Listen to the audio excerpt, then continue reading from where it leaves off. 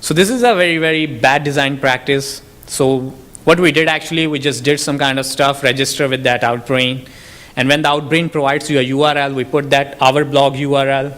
So whenever the user visits it exploits the Internet Explorer, drive-by download, starts serving the malware. So this is a very bad design practice if we look into this scenario.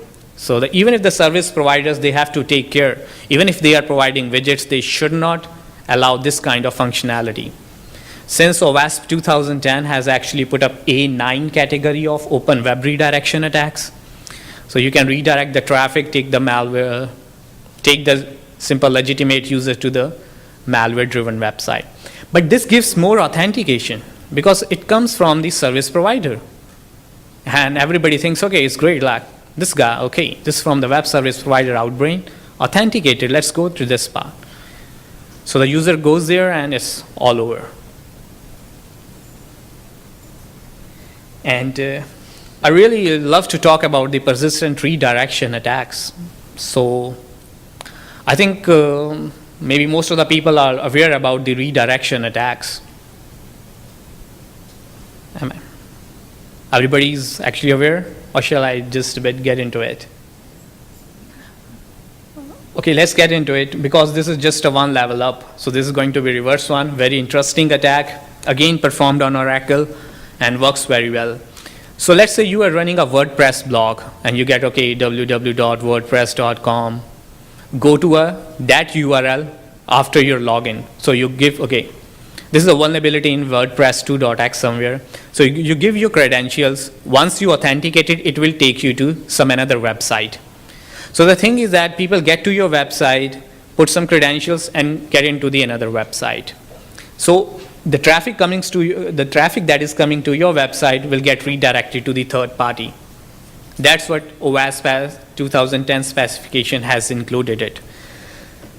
So what about persistent redirection attacks? So you create some kind of URL and you want your some kind of victim to use that URL to log into a web application. And this URL actually having some kind of redirection link. So user logs into the website, it doesn't redirect at the same point. The issue remains there, and okay, user is working on still on application, doing their work, and all the stuff is going on. But how did we exploit this vulnerability is on a very simple scenario, but it is pretty interesting. So Oracle, some of the Oracle web application has this kind of vulnerability. So what it actually does, they provide a logout redirection parameter. So okay, so when you are logging out of the application, you click log off, right?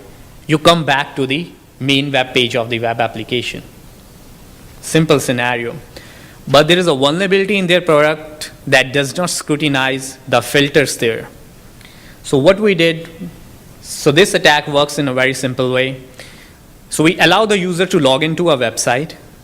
He stays at the website, do his work regularly, but when he tries to log out, the redirection parameter link comes into practice, becomes active, and rather than taking into the main website, it will take to the malware writer website. And this works really well.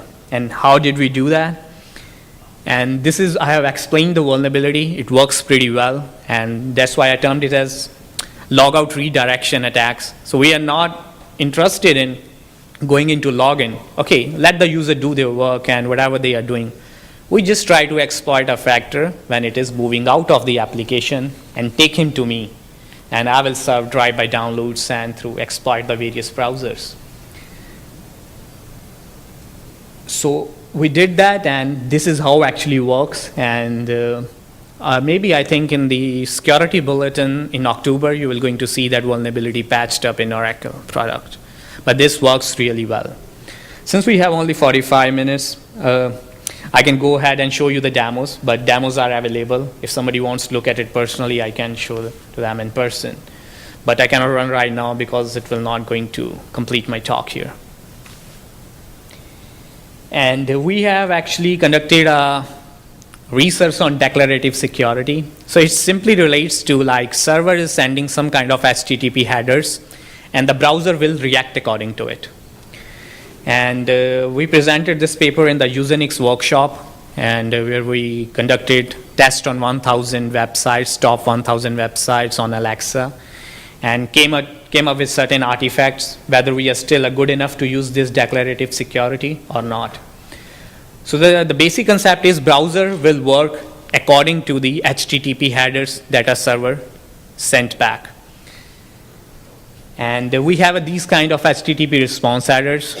To prevent clickjacking, we have X-frame options, protection, XSS protection used by Microsoft, X content type operations, and X download operations.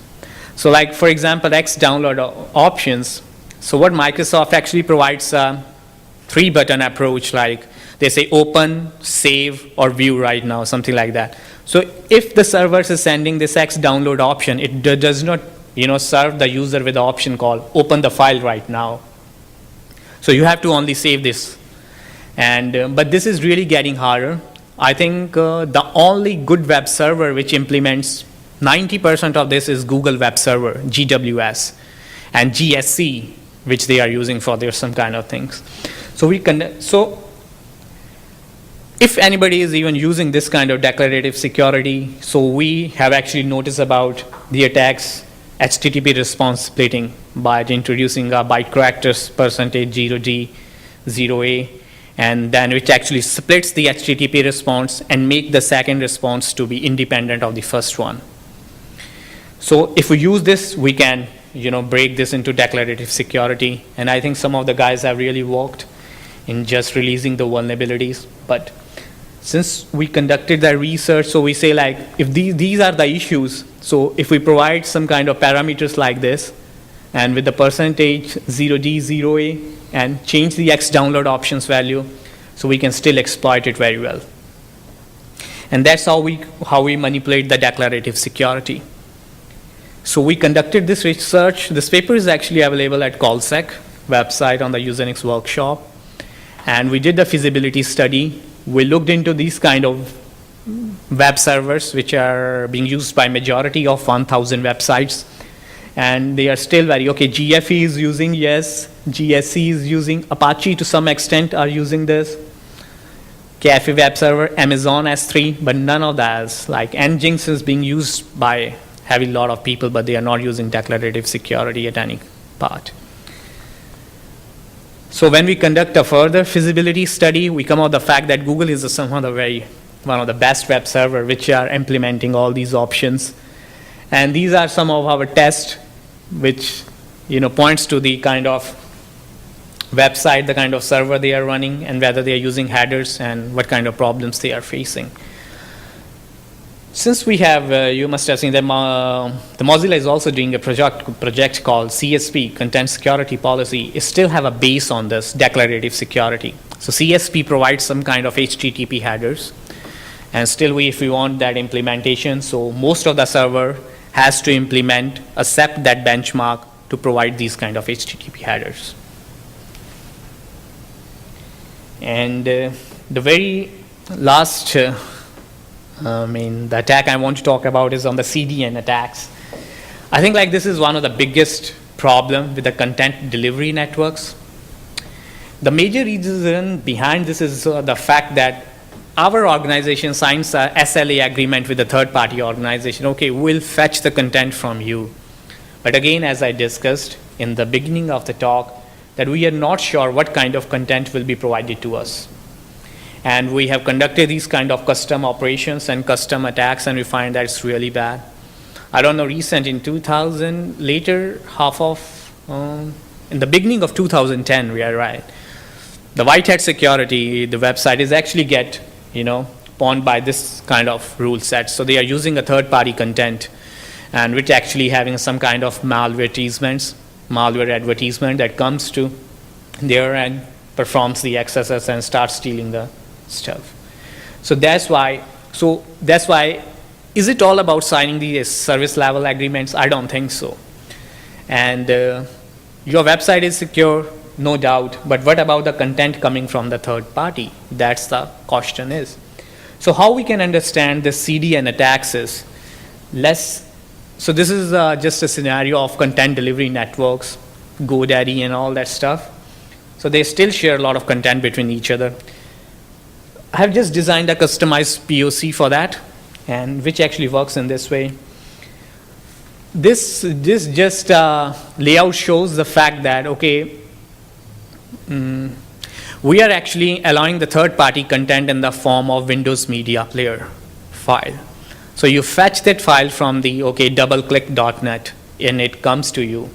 Or maybe some kind of other issue. You and your friend is sharing the content, and you are fetching the content from your friend, right?